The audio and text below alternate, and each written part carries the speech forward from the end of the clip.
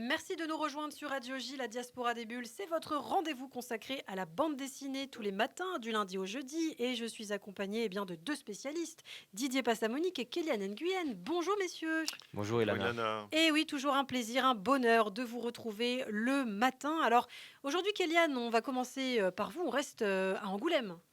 Bah oui et non, on en a un peu parlé déjà la semaine dernière. Il y a eu une très belle expo Junji Ito au festival d'Angoulême. Et Junji Ito ne fait pas que son expo à Angoulême, il y a vraiment une actualité en France Alors qui est assez forte. Junji Ito? Et bah, c'est le maître du manga d'horreur à l'international. Il est vraiment reconnu pour tel, comme ça, et vous pouvez plonger dans son univers grâce à ce magnifique artbook édité chez Mangetsu. Donc Mangetsu en ce moment réédite un peu tous les titres de Ito qui étaient chez Delcourt Tonkam avant. Ouais.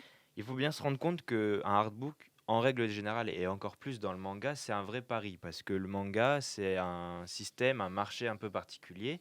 Le artbook, c'est plus grand, c'est plus cher, et il n'y a pas d'histoire. Alors que le public du manga aime le manga parce que c'est petit, c'est pas très cher, et ça sort beaucoup. Artbook, c'est des images en fait, c'est ça? C'est uniquement des illustrations, c'est des très belles illustrations de Junji Ito qui s'y prêtent énormément, mais c'est un vrai pari. Et donc, c'est une réédition en fait. Il y a eu une première édition sortie au Japon, et là c'est la première fois qu'il sort en France. Il fait un peu office de faux catalogue d'exposition, un peu officieux, puisqu'il n'y a pas eu de catalogue de l'expo à Angoulême, et c'est vraiment une merveille. La réalisation est sublime. Alors, autre ouvrage, autre actualité, L'amour et la mort, un titre évocateur qui rappelle le mythe d'Eros et Thanatos. Mais oui, Et complètement, et c'est le titre de la nouvelle préférée de Junji Ito, selon ses dires. Il a tenu une interview, enfin plusieurs, mais dans une interview qu'il a donnée à Angoulême, c'est ce qu'il a annoncé, que c'était son histoire préférée. Et donc L'amour et la mort, c'est le titre d'un recueil de nouvelles, dont la première et la plus importante est L'amour et la mort, ou Le bel inconnu à la croisée des chemins. Vous y retrouvez, c'est la porte d'entrée parfaite dans Ouais. l'univers de Junji Ito. Vous y retrouvez toutes les thématiques classiques qu'il aime aborder.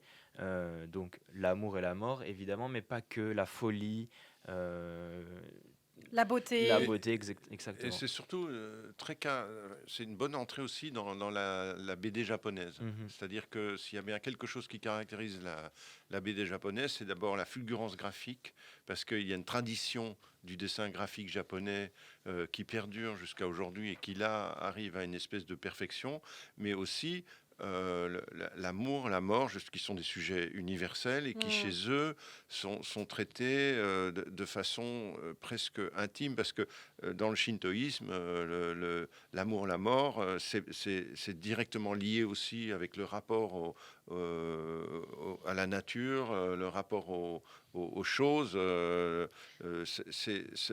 Dans la culture japonaise, l'inerte est aussi du vivant. Alors, il y a d'autres histoires peut-être à découvrir?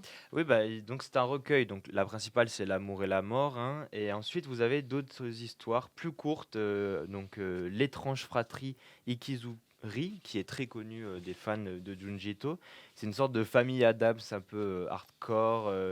Et donc, ils vivent des aventures un peu horribles, hein. C'est Junji Ito, ça, Ouais. ça ne surprendra Et personne. beaucoup Et d'humour. beaucoup d'humour aussi. Mais il y a trois autres petites histoires courtes. La maison des douleurs fantômes, qui est très particulière, assez dure, comme Les Côtes.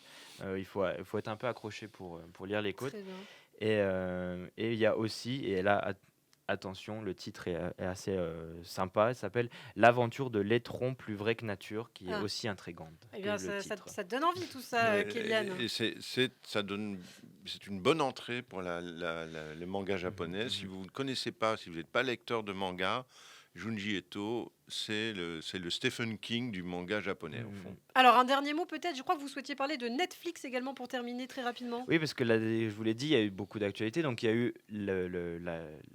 l'exposition, on est revenu dessus, mais il y a aussi l'adaptation d'histoires de Junji Ito sur Netflix qui est sortie juste avant le festival aussi, histoire de rentrer dedans. Donc, vous avez beaucoup d'histoires. La plus connue, Tommy. Vous avez aussi Sushi, The Hanging Balance.